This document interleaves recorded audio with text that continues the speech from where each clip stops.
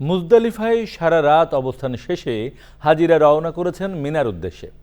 প্রথম দিন মিনায় পৌঁছে বড় শয়তানকে 7টি কঙ্কর নিক্ষেপ করছেন হাজিরা। এরপর কোরবানি দিয়ে মাথা মুন্ডন করে শেষ করবেন হজের মূল আনুষ্ঠানিকতা। এদিকে সৌদি আরব সহ মধ্যপ্রাচ্যে আজ পালিত হচ্ছে পবিত্র ঈদুল আজহা। বিশ্বের সবচেয়ে বড় ঈদ জামাত অনুষ্ঠিত হবে মক্কার পবিত্র কাবা ঘরে। মুজদালিফা ময়দান থেকে বিস্তারিত জানাচ্ছেন MY আলাউদ্দিন।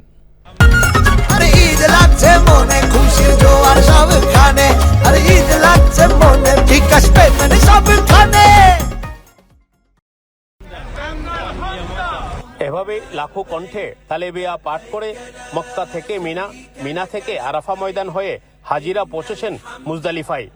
দীর্ঘ পথযাত্রায় হাজিদের মনে নেই কোনো ক্লান্তি।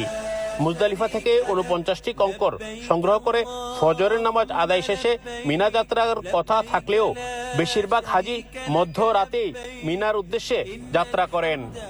আরাফা থেকে হেঁটেই আসছি, প্রায় 2-2.5 ঘন্টা হেঁটে আমরা মুজদালিফায় এসেছি। এখন আমরা কালকে বড় জামারায় পাথর নিক্ষেপ করবো, সেই জন্য পাথর সংগ্রহের জন্য আসছি।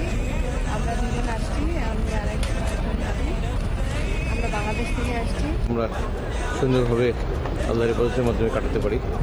আরাফাতের দিন এবং মুজদালিফার রাত, এটি আমাদের জন্য নিয়ামতের। সৌদি সরকার কর্তৃক অভিযোগহীন ও সুশৃঙ্খল হজ ব্যবস্থাপনা, সুষ্ঠু হজ ব্যবস্থাপনায় বাংলাদেশ সরকারের আন্তরিকতা সন্তুষ্টি প্রকাশ করেছেন বেসরকারি হজ এজেন্সিস অ্যাসোসিয়েশনের মহাসচিব। মাননীয় মন্ত্রী মহোদয় নিজে প্রত্যক্ষভাবে তদারকি করছেন। প্রত্যেক ক্যাম্পে গিয়ে তিনি হজযাত্রীদের খোঁজখবর নিচ্ছেন। মন্ত্রণালয়ের কর্মকর্তা এবং হাফ নেতৃবৃন্দ আমরা যেখানে সামান্য ত্রুটি আমরা লক্ষ্য করছি, সেটি সমাধান করার জন্য আমরা সবাই সম্মিলিতভাবে কাজ করছি।